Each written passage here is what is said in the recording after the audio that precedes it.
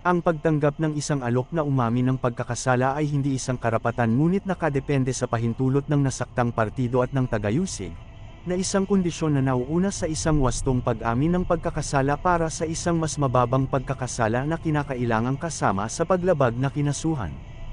Ang dahilan nito ay ang tagayusig ay may ganap na kontrol sa pag-uusig ng mga aksyong kriminal.